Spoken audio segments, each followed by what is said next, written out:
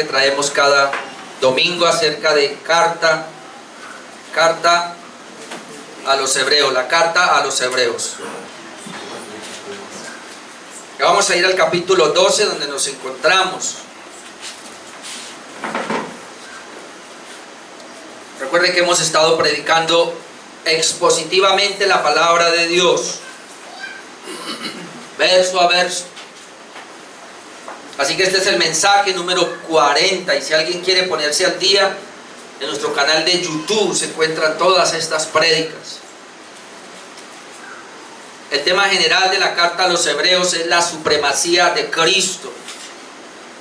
El punto principal es que cuando el escritor de esta carta escribe a estos creyentes, eran creyentes judíos que se habían convertido al evangelio, pero estos creyentes por alguna razón estaban apostatando de la fe o estaban volviendo atrás del evangelio.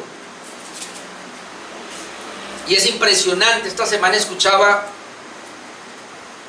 a un pastor hablando acerca de los judaizantes de nuestro tiempo, judíos que se convirtieron al evangelio, pero que quisieron tomar otra vez la Torá para ellos, es decir, el Antiguo Testamento, y llegaron a decir que inclusive Pablo no entendió bien el evangelio, que ellos lo han entendido mejor, por lo tanto ahora los cristianos deben volver a ser judíos. Y es muy parecido a lo que estaba pasando acá. Esta iglesia, obviamente de una tradición judía, abrazan el cristianismo, el evangelio, pero llega un momento donde ellos quieren volver otra vez. ¿Por qué? Por gente que estaba alrededor. Recuerden que Pablo tiene que luchar con estos falsos, y usted encuentra muchas epístolas del apóstol Pablo que tienen que lidiar con estos falsos judaizantes o con falsos maestros que llegaban a tratar de sacar a los verdaderos creyentes de su fe. Hermano, y eso no ha cambiado. 2000 años llevamos en la misma situación. Vuelvo y ratifico, si hay algo que a mí me da garantía y que le da garantía a la iglesia, mi amado hermano, donde estamos nosotros, es que creemos en la iglesia histórica. Es decir, lo que creemos nosotros, alguien dice, ¿pero qué tiene que ser bíblico? Claro que es bíblico. Pero hermano, ni usted ni yo somos tan sabios como para pretender que tenemos la capacidad de entender la palabra. Es mucho mejor y más garantía para nosotros estudiar la historia del cristianismo y ver cómo la iglesia, aquellos grandes teólogos que Dios comenzó a levantar, comenzaron a creer en la escritura y comenzaron a formar la doctrina. Y entonces cuando nosotros nos acercamos a la escritura, ya nos paramos con una grande nube de testigos, que es lo que veíamos en el capítulo 11 de Hebreos. Ellos miraban atrás, cómo creyó Abraham, Moisés y todos ellos. Y nosotros también tenemos que hacer lo mismo. ¿Por qué, hermanos? Yo sé que aquí algunas personas vienen de la iglesia pentecostal, pero me perdonará lo que yo voy a decir. Pero la iglesia pentecostal nació en el 1903. Y otros vienen de la iglesia carismática, me perdonarán. La iglesia carismática nació en 1963. Y algunos alcanzamos a arañar la iglesia apostólica y profética. Eso nació en el 1995. Y los famosos apóstoles en el 2002, por ahí, 2001, no recuerdo exactamente. Ahora, la pregunta es, ¿de dónde surgieron estos grupos y por qué? Sencillamente porque fueron grupos que en vez de estudiar la palabra y ver cómo la iglesia por estos 2000 años había creído, comenzaron a recibir nuevos mensajes de gente que vino y permeó la palabra. Es decir, tuvieron experiencias, entre comillas, con Dios, y entonces dijeron, esto es, y se lanzaron, y llegaron al punto, mis amados hermanos, que llegaron a decir, a malinterpretar lo que dice la Biblia en Corintios, que la letra mata, mas el espíritu vivifica. Es decir, ellos dijeron, tanto pentecostales como carismáticos, que la letra mata, ¿para qué tanto estudio? ¿Y para qué teología? ¿Y para qué doctrina? No, y hoy vale es más bien meterme con Dios en oración y ayuno, y que el Espíritu Santo me avive a mí y avive la palabra. ¿Sabe qué pasó? Un mal entendimiento de la letra mata y el espíritu vivifica. ¿Sabe qué es la letra mata y el espíritu vivifica? Si usted lee todo Corintios se da cuenta, en el capítulo 8, 1 Corintios capítulo 8, se da cuenta que la letra se refiere a la ley. La ley, el antiguo pacto mata, pero el espíritu vivifica, es decir, el nuevo pacto, y si quiere léase 2 Corintios 3 y usted se da cuenta. La letra mata, es decir, aquellos que confían en la ley, aquellos que confían en sí mismos, en sus obras, en sus esfuerzos, los mata. Pero el espíritu vivifica a los que confían en la gracia de Dios, en el nuevo pacto, en la obra de Cristo, en el evangelio de la gracia, son vivificados. Mal entendimiento de la escritura. Bueno, y eso pasa, y por eso el apóstol Pablo, la gran mayoría de las cartas del apóstol Pablo son correcciones. Y hemos visto cómo también el Señor nos ha corregido a nosotros en esta presentación. Entonces lo que el apóstol Pablo trata de hacer es coger, y cuando escribe esta carta a los hebreos, exaltar a Cristo de tal manera, es decir, todo el antiguo pacto caducó, es decir, eran sombras, pero ahora el nuevo pacto es la vida, es lo real, y entonces Cristo está por encima de todo. Y por eso terminamos el capítulo número 11, que aunque tenemos una grande nube de testigos, veíamos 8 días, aún así nuestra mirada está fija en Jesús, puestos los ojos en Jesús.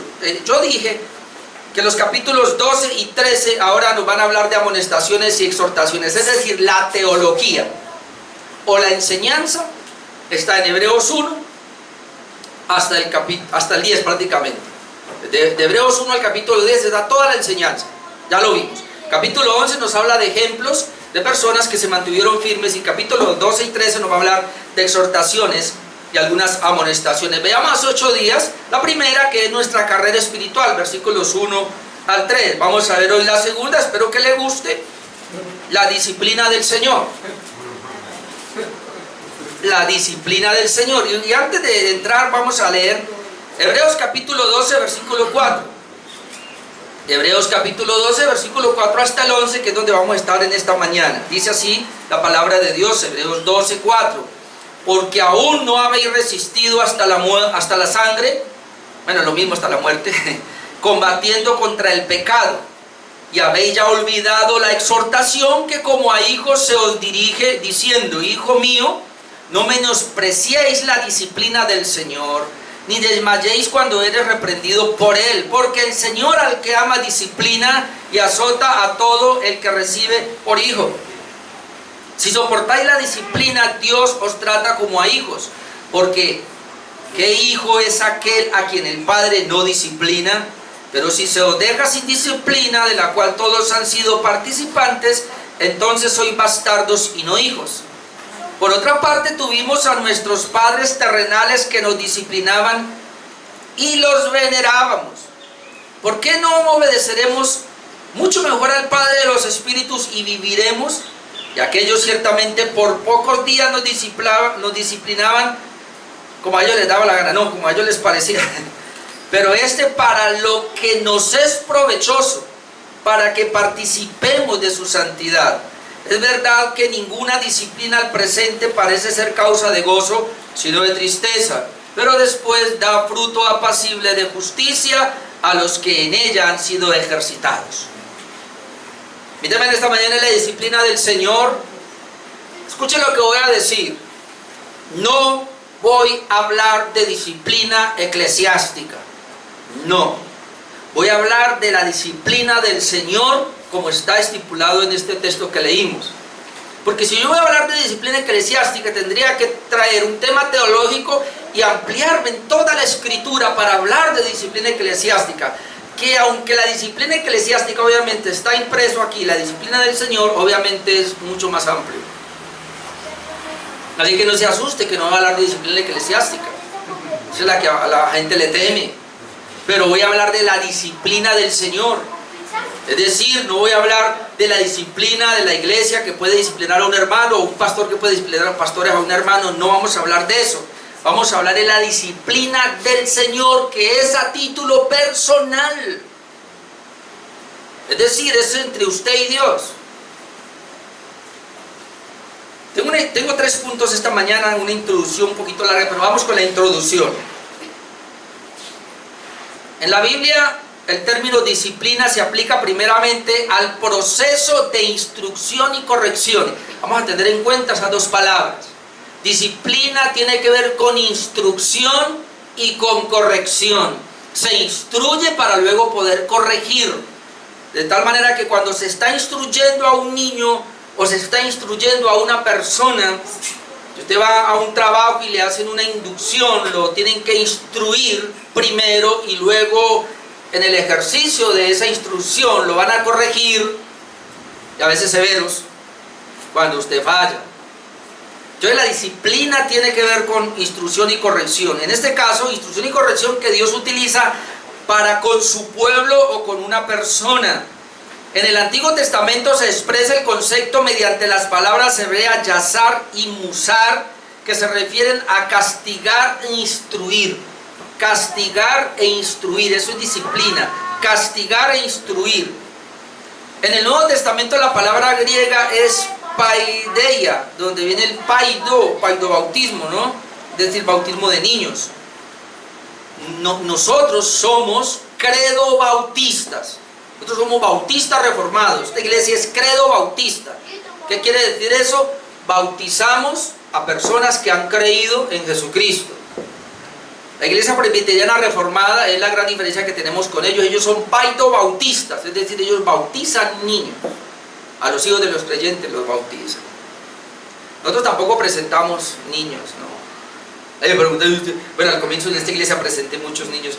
De pronto algunos se han asustado y pastor, pero mi hijo nació y usted no me lo presentó, yo quería que lo presentara. Vea, hermano, si yo presento a un niño, estoy haciendo lo mismo que la iglesia católica o que los paidobautistas. Es decir, yo no los bautizo, pero los presentamos al Señor, es lo mismo. Pero es que el Señor puso las manos, eso es otra cosa. Eso es otra cosa. Pero nosotros no presentamos niños tampoco. Bueno, si usted quiere que yo ore por sus niños, yo voy y oro por sus niños en su casa, me lo trae aquí, oramos. Yo no hay ningún problema, pero pero no lo hacemos como algo oficial acá, porque no creemos en presentación de niños tampoco, porque no somos paidobautistas. Entonces, hablé del paido porque tiene que ver con niños, es decir, corrección a los niños, disciplina tiene que ver con los niños, y por eso le voy a citar solo los textos, más tarde de pronto voy a uno de ellos. En Deuteronomio 8:5, para el que está anotando, dice una parte de ese versículo: como castiga el hombre a su hijo, así Jehová tu Dios te castiga. Mire que tiene que ver entonces con paido, con una disciplina para los niños, y es muy importante porque lo que vamos a ver ahora, hermanos, es una metáfora que el escritor de la carta a los hebreos ha tomado, y ha tomado la familia y la ha tratado de comparar con la familia de Dios, porque eso es lo que somos. Usted aquí viene de una familia, pero cuando estamos aquí somos una familia. El Señor tiene una familia, Él es nuestro Padre. Todos nosotros, por haber creído en Jesucristo, por haber sido adoptados como hijos de Dios, entonces somos hermanos. Amén. Por eso no importa si yo a ustedes, algunos acá, no los conozco. Si usted me dice que cree en Jesucristo, usted es mi hermano. ¿Ya? En Job 5:17-18, que de pronto ahora voy, pero voy a tomar una sola palabra, dice: bienaventurado es el hombre a quien Dios castiga. Bienaventurado es el hombre a quien Dios castiga o disciplina. Proverbios 3:11 dice: no menospreciéis el castigo, hijo mío, el castigo de Jehová, no lo tenga en poco, y ahorita lo vamos a ver. Y Proverbios 19:18 dice: castiga a tu hijo en tanto que hay esperanza. Es decir, disciplina a tu hijo en tanto que hay esperanza, porque llega un momento donde se le sale de las manos y usted ya qué va a hacer, ¿para qué? Y entonces, ¿hasta dónde debo castigar a mis hijos? Bueno, yo a mis hijas las castigué hasta los 7, 8 años más o menos. De ahí en adelante les hablaba y las castigaba por ahí una vez al año. Pero ya después de la adolescencia, ya el castigo, cuando hablaba de castigado, era que yo les daba con la vara.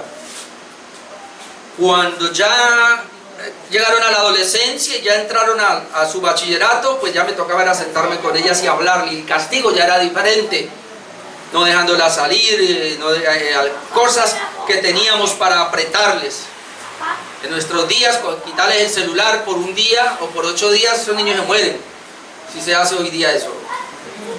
Pero hay maneras de disciplinar. Entonces, obviamente la corrección y el castigo y la vara para estos chicos pequeños. Hermano, qué pena con algunos de acá, porque sé que algunos vienen muy permeados por la psicología. Pero yo no voy a hablar psicología, voy a hablar la palabra de Dios. Así que usted tiene que tomar una decisión, o coge la palabra o coge la psicología. La disciplina del Señor en estos versos. Lo primero que veo es: el Señor disciplina al que ama. Ya con eso, hermanos. O sea, si la disciplina del Señor me la aplica a mí y es una demostración de su amor, hermanos, pues hombre, disciplíname Dios todo lo que quiera. ¿Ah? ¿Sí o no? Si el Señor al que ama disciplina, y el Señor a mí no me disciplina, cuando hago algo que no está acorde a Él, entonces no tengo el amor de Dios en mí y soy un impío.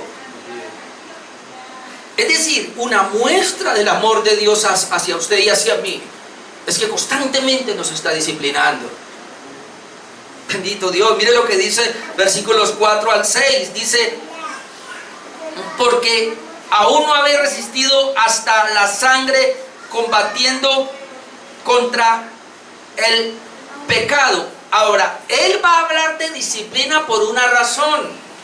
Y la razón la podemos encontrar, y quiero conectar el versículo 3 con el 4 para entenderlo mejor. Dice: mire, considerad, veamos hace 8 días, a aquel que sufrió tal contradicción de pecadores contra sí mismo. Es decir, fueron los pecadores los que castigaron a Jesús, los que le dieron el sufrimiento a Jesús, y nosotros debemos considerar eso, tenerlo en cuenta, tenerlo presente, para que vuestro ánimo no se canse hasta desmayar. Es decir, muchos se están cansando, y es lo que estaba pasando acá en esta iglesia, de la vida espiritual, de la vida cristiana.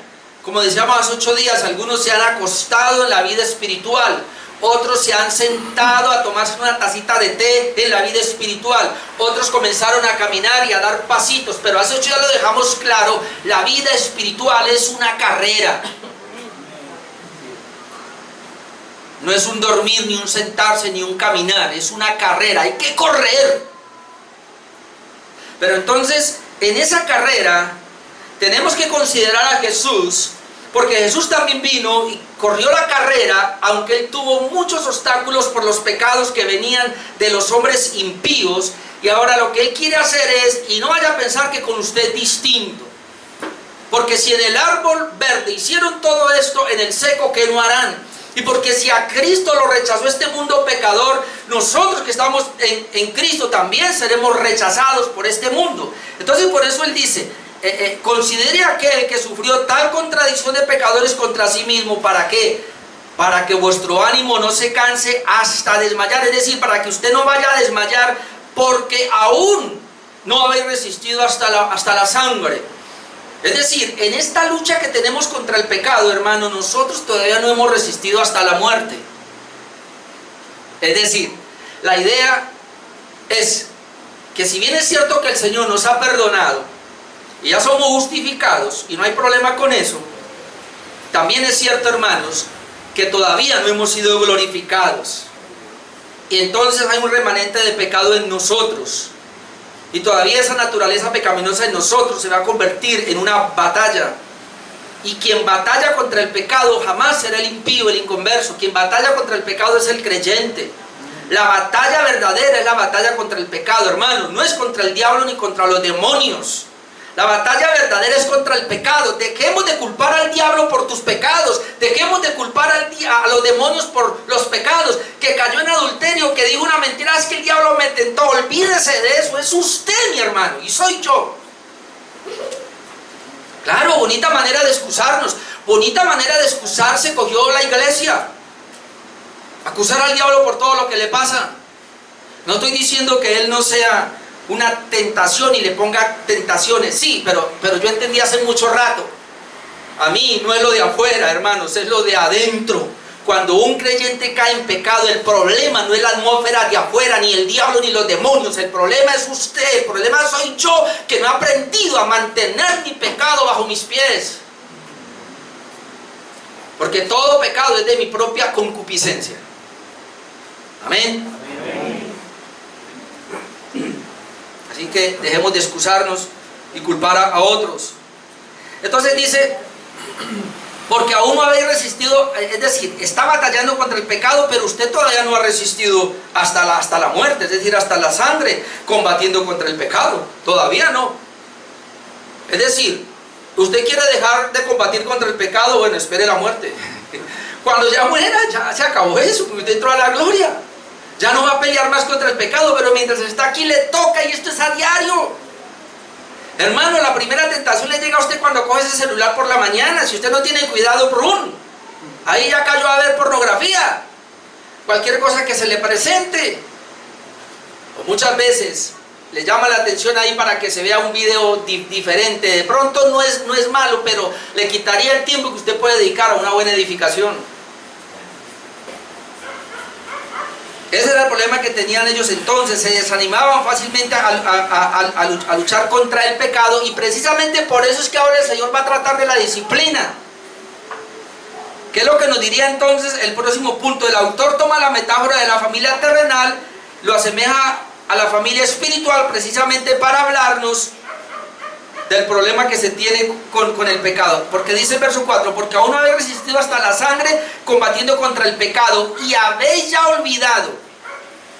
Este fue el problema de ellos. Y habéis ya olvidado la exhortación que como a hijos se os dirige, diciendo: hijo mío, no menospreciéis la disciplina del Señor, ni desmayes cuando eres reprendido por Él. Es decir, ¿por qué estas personas estaban desmayando? Porque no solamente estas personas de acá estaban volviendo atrás o al judaísmo, no solamente estaban yendo allá porque les estaban diciendo que era bueno volverlo a hacer, sino porque había un problema, hermanos, y este es el punto. Mire lo que le voy a decir, y este es el punto. Y hoy día tenemos ese problema. Cuando ellos abrazaron el cristianismo, tal vez dijeron: a ver, soy regenerado, estoy con Dios, los problemas se me acabaron.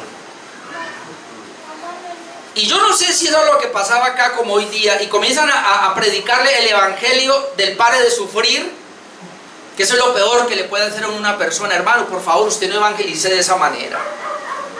Y le voy a decir cómo hemos evangelizado. Alguien viene y: ay, pastor, o si es pastor o si un líder, ore por mí porque tengo una enfermedad, mire, me pronosticaron cáncer, y entonces usted: ay, mire, Dios la va a librar de ese cáncer. Por favor. Mire, mi hijo se me fue de la casa, por favor, oren por mí, porque mire. Y usted dice: ay, yo le voy a presentar el evangelio, le presento a Cristo, porque Él va a hacer que su hijo regrese.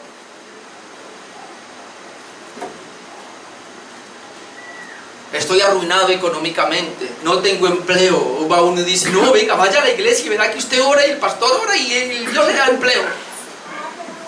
Eso es lo peor que ha pasado en nuestros días, porque estamos haciendo del evangelio algo natural y terrenal, como si Dios, hermano,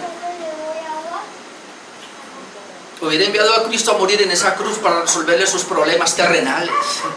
Jesucristo vino porque ninguno de nosotros podía resolver su problema con el pecado, porque tú y yo íbamos condenados al infierno, íbamos a la muerte, y esa fue la razón por la cual Jesucristo vino. Y si no entendemos eso, tergiversamos el evangelio y lo volvemos un evangelio natural, humanista, psicológico, filosófico, que es lo que hay hoy día en la mayoría de las iglesias. No entender el evangelio. El evangelio tiene que ver, hermano, con la salvación de nuestra alma. La iglesia existe para edificar nuestro espíritu, para hacerlo cada vez más santo, para llegar a Dios. Y entonces lo terrenal, eso es una añadidura. Jesucristo dijo: ellas van a venir. ¿Sí? Le presento el evangelio a una persona. Puede ser que Dios le sane a su hijo, puede ser que Dios haga que regrese, puede ser que el matrimonio se arregle, puede ser que se cure, puede ser que se sane. Yo no estoy diciendo que no. Dios sigue siendo el mismo Dios que hace milagros, y lo hace, y podemos orar por eso, pero esa no es la prioridad para venir al evangelio. Es reconocer que la persona está muerta espiritualmente, que está en pecado, que es enemiga de Dios, y a menos que se le predique el evangelio y se arrepienta verdaderamente y crea en Jesucristo, esa persona no va a ser hija de Dios. Es decir, el Evangelio es para que las personas que son hijas del diablo puedan venir a ser hijas de Dios. Ese es el Evangelio. Personas que son enemigas de Dios vengan en amistad con Dios. Personas que van rumbo al infierno cambien su rumbo para ir rumbo al cielo. Ese es el Evangelio. No es más. Entonces parece ser que ellos, algún predicador como hoy día, entonces mire, si yo le digo a las personas, vengan a Cristo porque se les resuelve todos sus problemas, va a tener una mejor economía, un mejor hogar. Yo no estoy diciendo que eso no sea así. De hecho yo le doy gracias a Dios porque si tengo hogar, 34 años, es gracias a Cristo y a su Evangelio. Si no, no tuviera, es verdad, no lo tuviera. Es gracias a eso. Pero esa no es la prioridad, eso viene como una consecuencia. La prioridad es mi relación con Dios, la salvación que Dios me dio. Esa es la prioridad. Entonces, si yo le digo a estas personas, eso es lo que estaba pasando acá, venga que se le resuelve todo, ¿sabe qué va a pasar, hermano? Que cuando yo le digo a alguien, vea, el Señor lo sana, lo cura, lo prospera, lo enriquece, el Señor le da todo, y entonces comienza a venir y no ve eso. Es más, comienza a ver es todo lo contrario. ¿Qué va a pasar? Se van a desanimar, no van a volver. Y eso es lo que pasaba acá. Se estaban desanimando, ¿sabe por qué? Por los problemas que como creyentes tuvieron que enfrentar. Es decir, la persecución, no solamente de Roma, sino la persecución inclusive de los mismos que estaban alrededor de ellos, y la persecución del pecado que estaba dentro. Y bueno, y si yo tengo que luchar contra el pecado, pues ¿para qué sigo? Va a pedirle perdón al Señor cuántas veces, no he podido vencer esto. No, eso yo mejor sigo, yo mejor caigo en el pecado.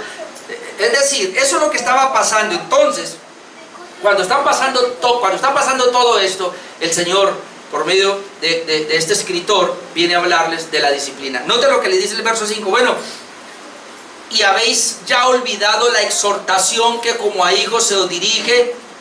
Ellos habían olvidado la exhortación que había sido en Proverbios capítulo 3, versículo 11 y 12, acompañada de Josué 5 al 17. Ustedes después le va a tocar buscarla. No voy allá porque aquí hay parte de eso, de esos versículos. Es decir, el Señor lo que está tratando de demostrar es lo siguiente: mira, así usted pertenece a una familia, pero por pertenecer a la familia hubo disciplina en esa familia, hubo que disciplinar a los hijos porque ellos iban a ser permeados por el mundo, por la psicología del mundo, y si no se les disciplinaba, póngale cuidado. Nosotros estamos acá suponiendo que haya niños o en su casa mejor, y si usted no disciplina a sus hijos, los vecinos no lo van a disciplinar porque son impíos, lo van a dejar todo el tiempo en la calle, y entonces usted va a hacer que se vaya también allá, o usted va a tener disciplina. Entonces lo que el Señor está tratando de enfocarlos es eso. Si el creyente va a comenzar a padecer, va a comenzar a sufrir, es porque Dios los va a aprovechar eso para disciplinarlos. Porque mire lo que les voy a decir, hermanos, estamos en un mundo caído, y por estar en un mundo caído, Dios castiga, y Dios enjuicia, no siempre, eventualmente lo hace, a los pecadores, los castiga eventualmente, o retiene su castigo para la eternidad. Pero a los hijos de Él, a los hijos de Dios, los disciplina. Es decir, les enseña, los corrige y los amonesta a los hijos. Dios al impío no los disciplina. Dios a los impíos no los corrige. Dios corrige, disciplina a sus hijos. A los impíos eventualmente, no siempre, eventualmente los castiga o les envía un juicio. Pero a los hijos los disciplina. Ahora, ¿cuál es la diferencia del castigo a la disciplina del Señor? Como lo vamos a ver, que hermanos, es para nuestro provecho, es para nuestra bendición. Amén. Mientras que para ellos es para castigarles. El Señor disciplina al que ama, y vamos a ver aquí varias cositas de ese amor. Versículo 5, ellos habían olvidado, ahora bueno, tienen que volver a recordar diciendo, hijo mío. Lo primero que uno ve acá es hijo mío, es decir, el Señor va a hablar de los hijos. ¿Y por qué le dice hijo mío? Porque es que Dios también, hermanos, tiene un hijo. Y Dios permitió que ese hijo sufriera. Y el Hijo de Dios sufrió y padeció Y como dice la escritura en Hebreos 5, 7 al 9, vamos allá que estamos ahí en Hebreos un momentico, Hebreos 5, 7 al 9, ¿qué le pasó al Hijo? Hebreos 5, 7. Y Cristo en los días de su carne, ofreciendo ruegos y súplicas con gran clamor y lágrimas al que le podía librar de la muerte, fue oído a causa de su temor reverente. Y aunque era hijo, aunque era el Hijo de Dios, dice, por lo que padeció, aprendió la obediencia, fue disciplinado. Y habiendo sido perfeccionado, ahí pudiéramos decir, habiendo sido disciplinado, vino a ser autor de eterna salvación para todos los que le obedecen. Es decir, porque es que a veces vemos la disciplina como castigo, no, hermanos. Disciplina es cuando a usted le dan una directriz y usted la cumple fielmente. Jesucristo vino a esta tierra con una directriz del Padre y era cumplir la ley perfectamente. Jesucristo se disciplinó al punto que cumplió la ley perfectamente. Y usted puede ver, Él no pecó, no hubo pecado en Él. Entonces, pero disciplinarse le causó, le trajo a Él sufrimiento, padecer, hasta, hermano, hasta que lo clavaron y murió derramando su vida, derramando su sangre por nosotros. Es decir, Jesús se sometió hasta el último momento cuando clamaba, Padre, no hay otra manera de salvar a esta humanidad, no la hay, yo voy, yo sigo con el plan. Él sufrió porque, hermano, no nos quitemos la idea de que es que Él era Dios. No, Señor, humano, sufrió como nosotros, padeció como nosotros, todo, las tentaciones, todo fue como nosotros. La única diferencia es que Él no tenía pecado. Así que Él se disciplinó y sufrió. Eso es lo primero, ver eso. Y lo otro es que entonces, si el Hijo de Dios se disciplinó, hermanos, fue disciplinado y eso le agradó al Padre y todo, ¿qué nosotros? Vamos a ser distintos cuando Él nos ha llamado a que entremos, a que pongamos los ojos en Jesús, el autor y consumador de la fe. Poner los ojos en Jesús no es mirarlo, es caminar con Él. Y caminar con Jesús, hermano, vamos a exponernos a los sufrimientos de este mundo caído. Es decir, usted se va a enfermar, ¿o no? Usted va a sufrir, ¿o no? Usted va a estar pobre, ¿o no? Usted va a tener necesidad, usted va a padecer, como lo habíamos visto en Hebreos. Es que ese es el gran problema de este evangelio moderno, que están diciendo, venga Cristo y se le resuelven los problemas, Él le hace todo. No, no, Señor, hermanos. Nosotros como cristianos, por estar en un mundo caído, vamos a padecer. Pero ¿qué pasa cuando vienen los padecimientos? ¿Nos vamos a rajar? ¿Nos vamos a quedar en el camino? O escúcheme, o vamos a tomar estos padecimientos del mundo caído, estas situaciones, como una disciplina del Señor. Creo, güey. Hermano, mire, si salimos de aquí hoy amando la disciplina del Señor, vamos a comprender. El amor de Dios es tan grande para con nosotros que lo va a disciplinar por medio de las tragedias, de las tentaciones, de las dificultades que vienen, porque Él quiere es un bien para nosotros. Y entonces usted ya no va después a menospreciar la disciplina del Señor, que eso es lo que pasa acá. Dice, vea, hijo mío, no menospreciéis la disciplina del Señor. Algunos la menosprecian, es decir, no la valoran, no le toman el valor que tiene. Yo debo entonces no menospreciar, sino comenzar a valorar la disciplina del Señor. Otro problema, no desmayes cuando eres reprendido por Él. Algunas personas desmayan, pero ¿por qué a mí, Señor? Vea, sencillamente, cuando Dios te discipline a ti y me discipline a mí, es porque Él está procurando hacer algo en mí. Dios está trabajando en mí y lo hace a través de estas circunstancias. Aprovecho para decirle cómo nos disciplina el Señor: de diferentes maneras y no a todos lo mismo. Hermano, mire, nosotros sabemos que cualquier cosa que nos pase, Dios lo permite. Es decir, nada ocurre sencillamente porque a Dios se le salió de las manos. Dios sigue siendo soberano, Dios sigue siendo poderoso, Dios sigue siendo todo suficiente, de tal manera que cualquier cosa que te pase a ti o me pase a mí, hermano, tranquilo, que eso está en la voluntad de Dios. Así Dios lo determinó, así Dios lo quiso. ¿Y por qué a mí y por qué no al otro? Porque es que yo lo necesito. Yo necesito el sufrimiento. Ese sufrimiento lo necesito yo. Ese accidente lo necesito yo. Esa tragedia la necesito yo. Esa enfermedad la necesito yo. Esa situación de mi salud la necesito yo. Esa prueba la necesito yo. ¿Por qué? Porque Dios está trabajando ahí. Pero a veces no lo vemos así. Y por eso es que desmayamos. Ellos desmayaban cuando eran reprendidos por el Señor. Verso 6. Porque el Señor al que ama disciplina y azota al que recibe por hijo. El Señor al que ama disciplina. Es decir, si Dios a mí no me disciplina. Yo le decía a mi esposa ayer esto. Yo le doy gracias a Dios y yo entiendo el amor de Dios para conmigo. Porque yo fácilmente hubiera sido un pastor de la prosperidad en esta ciudad de Cali. Pero Dios no me dejó. Por todos los lados se atravesó. Y cuando yo iba para arriba, el Señor me tiró hacia abajo. Me derribó. Para que después comenzara yo. En el momento que estaba medio aleteando ahí para tratar de... El Señor me dio su gracia y me dijo: ahora yo quiero que camines por donde yo quiero que vayas.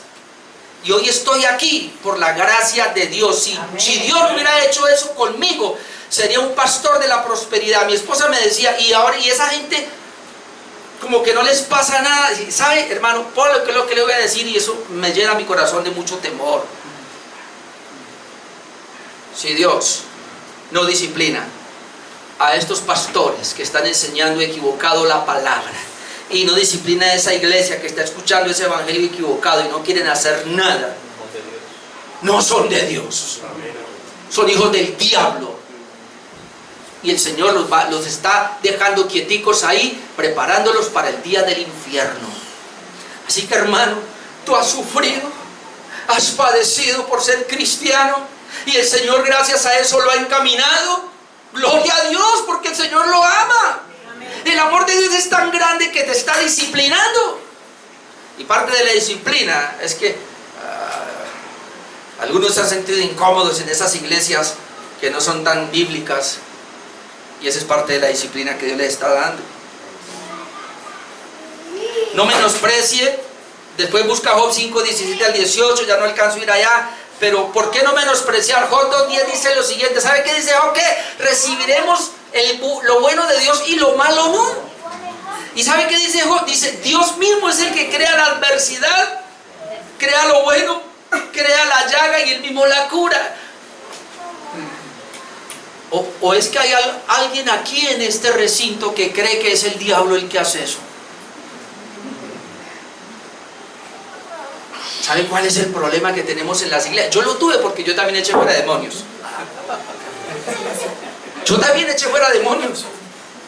Y culpaba al diablo por todo lo que hacía. Porque yo creía en un mundo dual. Es decir, creía que Dios tenía un poder y el diablo tenía otro. Y que había una guerra entre los dos marcada. Cuando yo vine aquí me di cuenta que el Señor había derrotado hace 2000 años a Satanás. Dije: ¿cuál poder tiene? Ni me meto con ese vencido. Yo no peleo con vencidos y derrotados, más bien. Yo ahora creo en Jesús y voy para adelante. Creo en el único poder que tiene toda autoridad. Se llama nuestro Dios Todopoderoso. Amén. Así que cualquier cosa que a mí me llegue a pasar, mire, y si el diablo lo hace como Job, es porque Dios se lo permitió. Y entonces, si Dios se lo permitió, ¿para qué voy a culpar al diablo si fue Dios el que lo envió? Entonces el diablo va a ser un siervo útil en la mano del Señor, que viene y me castiga a mí para Dios disciplinarme a través del diablo. Y entonces voy a echar fuera al diablo. Cuando Dios me está disciplinando por el mismo diablo y los mismos demonios, ahora voy yo a echarlos fuera. ¿Cuánto es para mi beneficio? Nada. Porque el Señor al que ama disciplina y azota al que toma por hijo. Número 2, porque yo voy a terminar mi mensaje hoy. Número 2, el Señor disciplina a sus hijos. Bueno, ya está dicho, pero... Uy, no. Mire, el versículo 7. Si soportáis la disciplina, ¿qué hay que hacer? Soportarla. Si soportáis la disciplina, Dios os trata como a hijos. Porque ¿qué hijo es aquel a quien el padre no disciplina? Y yo no voy a hablar hoy de la disciplina de los hijos porque me meto en problemas. Pero la pregunta es, ¿qué hijo es aquel a quien el padre no disciplina? Dado por sentado que el padre disciplina a sus hijos, los corrige y los castiga. Y si no lo hace, ya vimos, Dios al que ama, disciplina. Y yo por aquí tenía el texto, se lo voy a dejar. Ah, sí, Proverbios 13. Proverbios 13:24, el Señor nos disciplina porque nos ama y porque somos sus hijos. Y Proverbios 13:24 dice que el padre que no corrija a sus hijos no los ama. ¿Sabe qué dice la psicología de hoy día? A él hay que amarlo, no castigarlo, se le habla. ¿Sabe cuál es el punto de hoy día? Que esos niños que no se les ha castigado, o como mi esposa dice, las hermanas de mi esposa, nosotros también hemos dicho, mostramos, mire, uy, mire la marca que tengo acá del chancletazo, de la vara y todo, pero así, hoy estoy aquí con un hogar, soy una buena persona, en el sentido pues popular. Pero esos hijos que se les dejó hacer lo que se les diera la gana, delincuentes, es más, ni están, o están en la cárcel o están en el cementerio hace mucho rato. La disciplina es parte del amor. Si soportáis la disciplina, verso 7, Dios os trata como a hijos, porque ¿qué hijo es aquel a quien el padre no disciplina? Pero si se os deja sin disciplina, de la cual todos han sido participantes, es decir, todos los hijos de Dios han sido participantes de la disciplina del Señor. Así que si se les deja sin disciplina, entonces sois bastardos y no hijos. Y le voy a explicar la palabra bastardo. La palabra bastardo es hijo ilegítimo. La palabra se le decía bastardo a aquel hijo que nació fuera del matrimonio. Es decir, hay un matrimonio establecido, pero uno de los dos cónyuges se tiró una canita al aire, ¿verdad? Y tuvo un hijo fuera del matrimonio. Ese es bastardo en la Biblia. ¿Y por qué ese no se disciplina? Por lo general, esto es lo que pasa cuando uno, bueno, más que todo en el hombre, pero en la mujer, de pronto puede pasar también, pero más que todo el hombre, si el hombre se zapa y tiene un hijo afuera del matrimonio, él va a volver al matrimonio. Bueno, si la esposa lo perdona, obviamente, pero el hijo va a quedar por allá, él no va a venir acá a ser criado. La señora por ahí es la que le va a tocar criarlo, entonces es bastardo, está afuera. ¿Y sabe qué va a pasar? El papá va a seguir disciplinando a los propios, a los hijos legítimos, pero al bastardito ni lo mira, ni le manda, es más, hasta lo demanda para que mande. Es decir, él se va a criar hasta resentido y con muchos problemas. Es decir, el papá no lo pudo disciplinar. Eso es lo que está tratando acá. Dice, Dios está diciendo, ustedes no quieren caso que yo los discipline, y el Señor nos disciplina usando todas las situaciones del mundo. ¿Usted no quiere acaso que yo los discipline? Es que si yo los disciplino porque son mis hijos, si ustedes no fueran mis hijos, no los disciplinaba. Y es lo que hablábamos ahora. ¿Sabe que yo le doy gracias a Dios por las disciplinas y le sigo diciendo, Señor, y ojalá sígueme disciplinando y ojalá más duro? Porque yo soy muy rudo, muy terco todavía. Me necesito la disciplina del Señor. Porque, ¿sabe? Esa es muestra de que Él me ama y es muestra de que soy su hijo. Mírenme lo que le voy a decir. Usted es un cristiano, y lo voy a poner entre comillas, y no le pasa nada. Todo le sale bien, está relajado, por eso no se preocupa por crecer.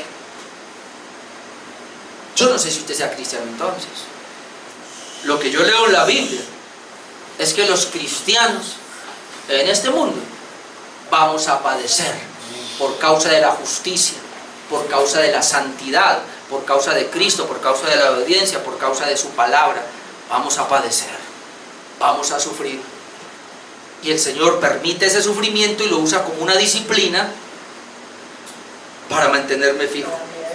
¿Por qué me disciplina el Señor? Porque me ama y porque soy su hijo. Versículo 8. Ya lo dije, pero si se os deja sin disciplina, de la cual todos han sido participantes, entonces sois bastardos y no. Esa es una palabra muy dura, pero pues así está.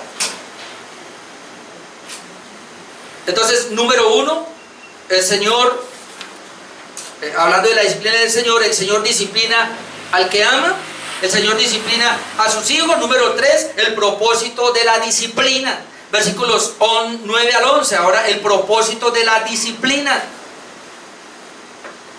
Vamos a ver ahí, bueno, ya dijimos, nos disciplina el Señor porque nos ama, nos disciplina el Señor porque somos sus hijos, pero ahora ¿cuál es el propósito? ¿Qué busca el Señor con la disciplina?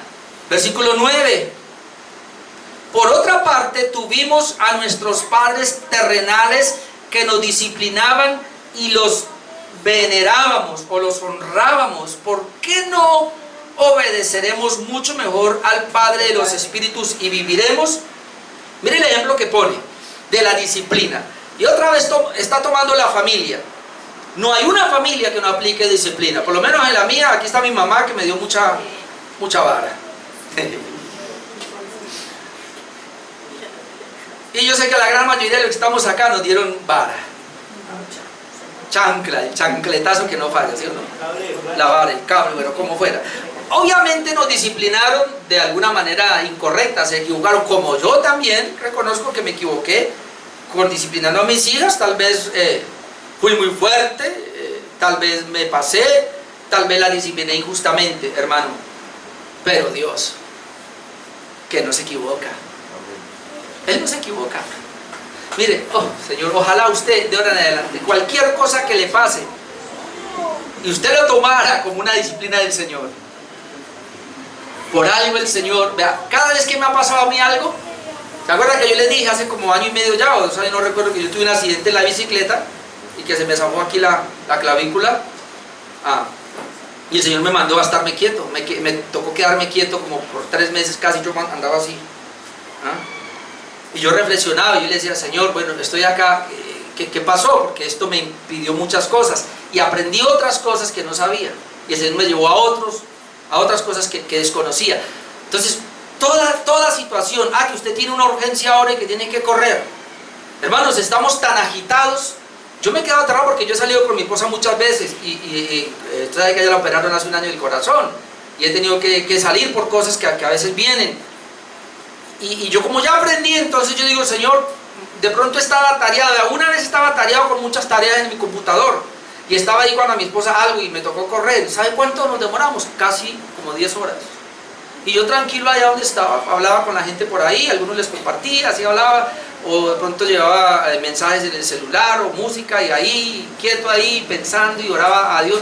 O sea, tranquilo, yo no me azaré. Y cuando vine aquí, Dios me dio la gracia de terminar lo que tenía que hacer rápido. Pero ya no es como antes que me azaraba y uno como aquí tiene todo. Y si no me salen las cosas así, no. El Señor va a estar trabajando con las circunstancias y nos está disciplinando. Ahora, como somos una familia, dice por verso 9, por otra parte tuvimos nuestros padres terrenales que nos disciplinaban y los venerábamos. ¿Por qué no obedeceremos mucho más o mucho mejor al Padre de los Espíritus y viviremos? Es decir, lo que el Señor está tratando de mostrar acá es que nosotros ahora somos seres espirituales y por eso tenemos un Padre espiritual. Nosotros tuvimos un Padre terrenal y nos disciplinaba. Ahora entramos a ser parte de una familia donde hay un Padre espiritual, que no es el pastor, es Dios. Amén. Y Él es el que nos disciplina. Ahora, espero que de aquí muchos no vean, pastor, entonces ¿para qué disciplina eclesiástica? Por eso dije que no iba a hablar de disciplina eclesiástica, sino la disciplina del Señor. Eso es otra cosa. El propósito principal de la disciplina, amados hermanos, del Señor es nuestra santidad. Versículo 10. Dice, y aquellos, es decir, nuestros padres ciertamente por pocos días nos disciplinaban como a ellos les parecía.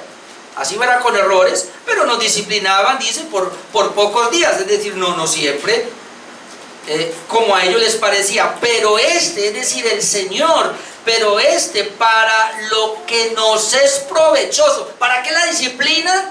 Para mi provecho. El Señor me disciplina, hermanos, para mi provecho, para lo que nos es provechoso. ¿Y cuál es el provecho? Para que participemos de su santidad. Amén. ¿Para qué la disciplina? Para que participemos de su santidad, es decir, para llevarnos a un progreso de santidad. Esa es la idea, que seamos más como Cristo, que seamos menos como el mundo, que seamos más como Cristo. Así que hermanos, cuando tenga el próximo sufrimiento, tómelo como disciplina del Señor. Vuelvo y digo, hermanos, el Señor a los impíos los castiga, porque está irado contra ellos. A nosotros, Él no está irado con nosotros. Hermano, míreme, aún si usted pecara ahora como hijo de Dios, Dios no está irado con usted. ¿Sabe por qué?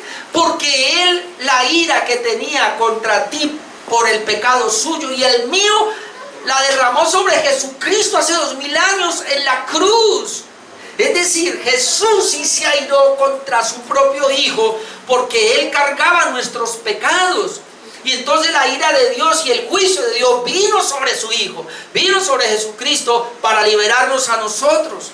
Así que no crea que Dios está enjuiciándolo, que Dios está airado con usted. No, Dios lo que está es disciplinándolo, lo está amando, porque es su Hijo. Y por eso le está permitiendo. ¿Para qué? Para provecho. ¿Y cuál es lo que va a lograr? Que participemos de su santidad. Es decir, cada disciplina es para que progresemos en una relación de santidad con Él. Esa es la idea. Aunque en el presente no se ven los resultados, en el futuro se verán. Versículo 11. Es verdad que ninguna disciplina al presente parece ser causa de gozo, o sí. Cuando usted le castigaba, yo le decía a mis hijas, yo las sentaba y les hablaba, tal vez no entiende ahora mi hijita, pero más tarde vas a entender. Nosotros hemos sabido eso. Bueno, mis hijas todavía no están en casa, así que ya no pueden hablar todavía de eso, pero una mujer entiende realmente y valora a los padres, o específicamente a la madre, cuando esa mujer es madre. Y comienza a ver a sus hijos, y ella va a disciplinar a sus hijos y a corregir a sus hijos, y los padres también, corregimos a nuestros hijos. Ay, ¿cómo sería yo con mi papá? ¿Cómo sería yo con mi mamá? Si este pedacito, mire cómo se porta conmigo, ¿ah? Mire las que me hace, ¿qué le haría yo a mis padres? Y con razón me dieron vara, con razón yo chupaba. Pero estoy seguro que así nos hayan corregido mal, no lo hicieron con un despropósito. Ellos querían corregirnos nuestro futuro. Lo enderezamos ahorita para que ande derecho al final. O sea, la disciplina es hacia el futuro. Quiere corregirnos hacia el futuro. Muchos de nuestros hijos, ay Padre Santo, como que les faltó corrección. Obviamente nosotros no somos responsables, estoy hablando espiritualmente, de que ellos caminen con Dios, porque Dios trae a su pueblo y Él es el que trae a los elegidos y todo. Pero por lo menos mis hijas, hermano, yo oro por ellas, pero mis hijas fueron disciplinadas en los caminos del Señor. Ya de adultas ya verán ellas qué hacen, pero por lo menos trabajamos ahí. Entonces el 11, es verdad que ninguna disciplina al presente parece causa de gozo, y esto aplica espiritualmente. Cuando usted tiene un sufrimiento, ¿no? Cuando a usted se le parte una pierna, qué sé yo, hermana, cuando usted se cayó, ¿eso fue gozo? No. Cuando usted sufrió, mi hermano, fue gozo. Cuando ese ser querido que se... No, eso es sufrimiento. O sea, al comienzo no es gozo. Dice, es verdad, sino que causa de tristeza. Al comienzo es dolor, tristeza, pero después, y ojalá miráramos allá, pero después de mucho, da fruto apacible de justicia a los que en ella han sido ejercitados. ¿Cuándo? Después. Por eso, aún en la disciplina eclesiástica, algunos aquí se les ha disciplinado y al comienzo, algunos, lo digo en palabras muy corteses, algunos se han largado. Pero han entendido y han vuelto. No me mire, Miguel.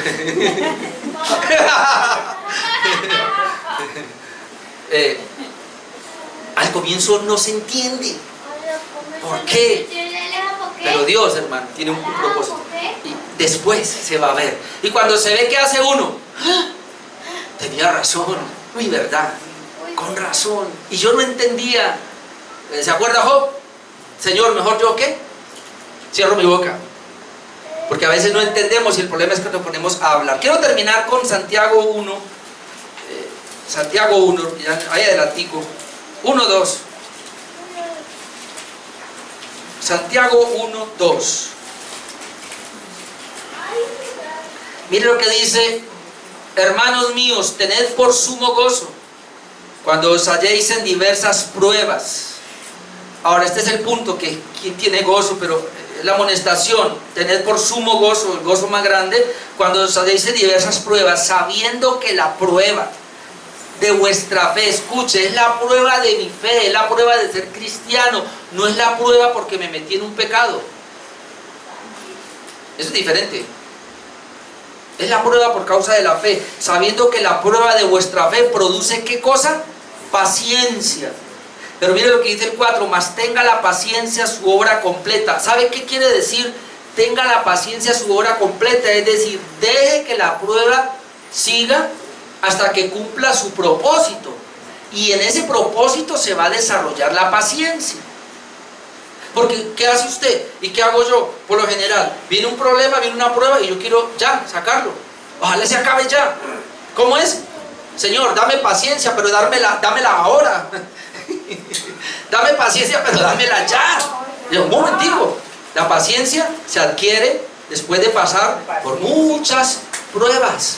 Y en ese proceso debemos aprender a gozarnos.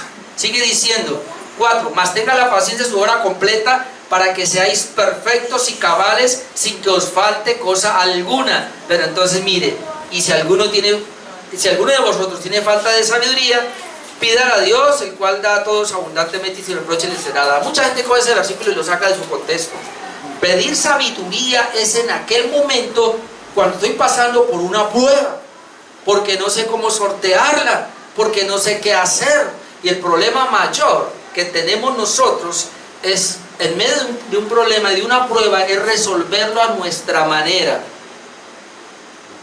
Les voy a poner este ejemplo. La gran mayoría de los que estamos acá, cuando hemos tenido problemas financieros, el problema nuestro ha sido correr a buscar créditos, bancos, para pagar una deuda. Y ese es el peor error que hay. La deuda se paga con dinero que usted produzca, no con dinero que usted preste. Y tiene que hacer arreglos para ver cómo paga sus deudas, pero no endeudándose más, porque se lo come a usted el interés de aquel, se lo come del otro. Cuando usted se dé cuenta, está usted en ceros y está debiéndole a todo el mundo. Ese es el peor error. Y entonces, si tengo una deuda y no la puedo pagar, pues yo voy y hablo con el que le debo, hermano, no le puedo pagar. Yo prefiero arreglar y le pago de a poquitos, o ver cómo arreglamos eso y me enojo con ese, pero no voy a ir a deberle a este otro para matar el de allá cuando este le voy a deber sobre más intereses y luego tengo un problema más adelante con ese. No sé si me metí en un problema serio aquí. Pero ese es el problema. Cuando nosotros no pedimos a Dios sabiduría para cada problema, para cada situación, para cada adversidad. ¿Tenés un problema? ¿Qué hago, Señor? Una prueba, Señor. Primero, Señor, soy tu hijo, tú me amas, me estás permitiendo este problema porque es una disciplina, así que, Señor, dame sabiduría para qué voy a hacer en medio de esto y no correr a resolverlo usted, porque se mete en problemas y nos metemos en problemas. Ahí, ese texto aplica ahí. ¿Alguno tiene falta de sabiduría? Pues pídale a Dios. ¿Y qué hago ahora que estoy en esta situación? Pues tómelo como una disciplina del Señor. Yo después de esto, hermanos, cada problema que venga ahora lo voy a tomar como una disciplina del Señor. Número 1, Dios me ama, por eso me disciplina. Número 2, soy su hijo, por eso me disciplina. Número 3, lo hace como un beneficio para mí, para que sea como Él. Y número 4, pues si Él está allí y me da la sabiduría, hermano, de esta salimos. Y si no salimos, salimos. Y si no salimos aquí abajo, nos vamos para el cielo y ya salimos, pero de esta salimos. Amén. Póngase de pie, vamos a orar.